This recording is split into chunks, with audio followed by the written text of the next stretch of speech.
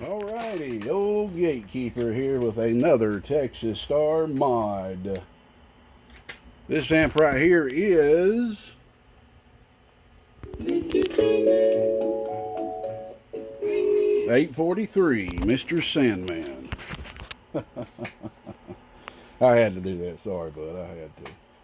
Anyway, he had a lot of stuff he wanted me to get done on here. A power wire upgrade, fuse bypass, power line quick disconnects, dual fan kit, even a single fan kit on top, which I love doing them. I've only done 2 total Texas Stars before this to where they were triple fan kits, one on side, one on the bottom. Now, I've never done a quad where there's 2 on the top, 2 on the bottom. That's a little excessive, but hey, excessive is nothing wrong with excessive when you're dealing with things that generate heat, that's for sure. So we come around here, man. I did a your average power wire upgrade. Got rid of the teeny tiny chokes. Went with 14 gauge feeding each transformer, as you can see here. Got the good stiff New Concepts 8 gauge wire. And of course, we come down to the SB175 power poles. I really love these things. You can they are kind of hard to pull apart. They're so big. So you can slide them apart and plug them in singles, okay? Well, right now we've got it hooked up to the old small power supply. I can't hook this up to the unregulated supply over here because we got the fans. But here's your fan kit right here.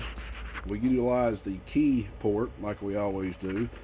And put the fan sticker right there. You just plug that bad boy in right there. And down here, you got the triple position switch. All right.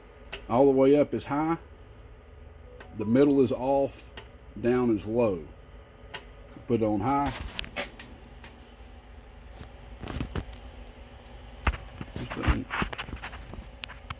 Alright, wasn't focusing good. And you got some really nice airflow coming out here to the back. And if that's too loud for you, you can just come back here and switch it all the way to the bottom. And it significantly lowers the sound, and you still got some decent airflow. But if you can handle the sound, I would tell you just to leave it up to the top position, okay? Now, I noticed I left my my peak kit on again, like I always do, and it's dead. And if the peak kit's dead, the meter doesn't work at all. I don't know why that is, but yeah, well, it's starting to work now. Sometimes it just does not work. So we're just going to be looking at average watts.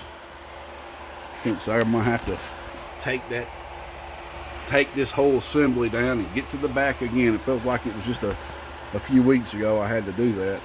So put this thing in variable in, medium. Got the variable all the way up. 1,000 watt slug. We're on 14.8 volts.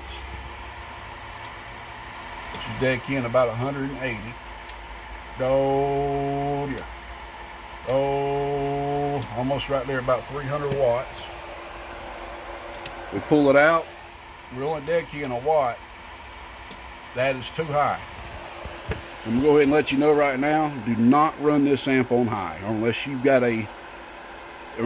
have a radio where you can really turn that dead key variable down, okay? So I'm going to show you here. It's dead key in about 400, right? Oh, I've got just a tad bit of forward. That's just because my radio's got 1 watt swinging 3. You're lucky you're not swinging backwards. I would not run this amp on high. This is some of these 667s. Let me turn this off. I know that's kind of loud. Some of these 667s, man, they're just beasts. They really are. They're all, you've got bias going to all these transistor sections. This is one where you've even got the extra little bit of attenuation here. That's what this resistor is here going to ground. So this is in at all times, even on high, okay?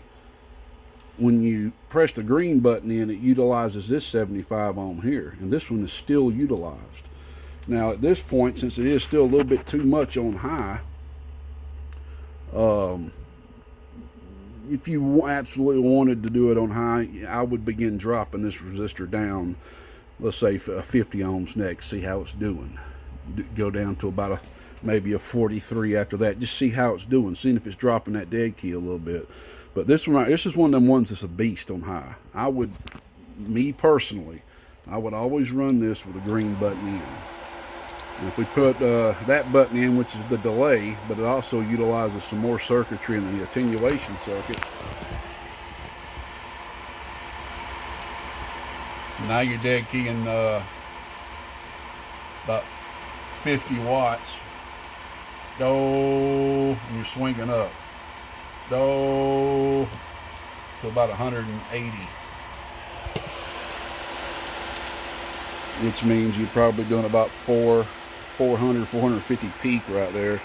And on high, you'd be up around 700, 800 peak. If I had this thing on the unregulated supply over there, it'd be probably up around 500 plus bird, hitting a kilowatt. So these 667s can hit a kilowatt if you put them on the right supplies. But this thing's working well, man. I wouldn't run. Let me show you where my dead key's at. Let me show you where my dead key's at. This is a 5-watt slug, okay? Middle scale.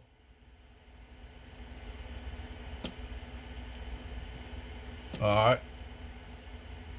Just a tad bit. Well, it's less than a watt. It's about less than a watt. Yep, just a little bit less than a watt. Get down there and turn that thing up. I had that thing turned down the other day. There, leave it right there. Just for future. Alright. I had that thing down. So even with less than a watt, you can see what it's doing, man. It's still having that thing up about 400 watts dead key. And that's a lot, brother. That's how you get this box really hot. So I'd run the green button in if I was you. Or, like I said, if you got a radio where you can take that dead carrier and really tune that thing down, like a Cobra 29 with a good dead key variable on it. If you can on high, if you can get that dead key around 100, 150 watts, I'd run it like that. That's cool. But all these switches up here are doing this is doing more. These resistors are popping in into circuitry with the attenuation. It's like you put them all in. It's one big T attenuator, pretty much. Multiple stage T attenuator, and you do got the variable you can utilize too. I would not run these variables down, to me, no more than halfway. I wouldn't go down that far. Just puts a lot of heat on them. Puts a lot of heat on them. So anyway, I know you were wanting to get the fan on the lid there, but you changed your mind. Here's your lid right here. I cleaned it up a little bit for you. I can tell you mounted it, or somebody mounted it one time. That's what those holes are for right there. So it's still up to you. If you want a new lid, I'll give you a new lid for 25 bucks. Here's one right here I've already got painted, because a lot of times I'll do the fan kit and then I will paint the person's lid or give them a new lid painted with the inside and out, just to give it a little bit of shine. I'll give you a new lid right there, which is already painted for 25. Or if you do change your mind and want a single fan kit with a new lid, an extra 60 bucks. If you change your mind, you know, after you see this video. But if not, we'll put this the lid that you had back on here and get this bad boy shipped out to you, man. And here is yours. We'll go ahead and put that in the bag. These are genuine Anderson fingers, as you can see. And this right here is coming to you for you to put on your wires. And this is just something I like to do with the fan kits, and I always just do them for an extra 25 bucks. You get you a pair of these, and I install them on you for you, of course, with heat shrink and all that good stuff. Make it look real good for you.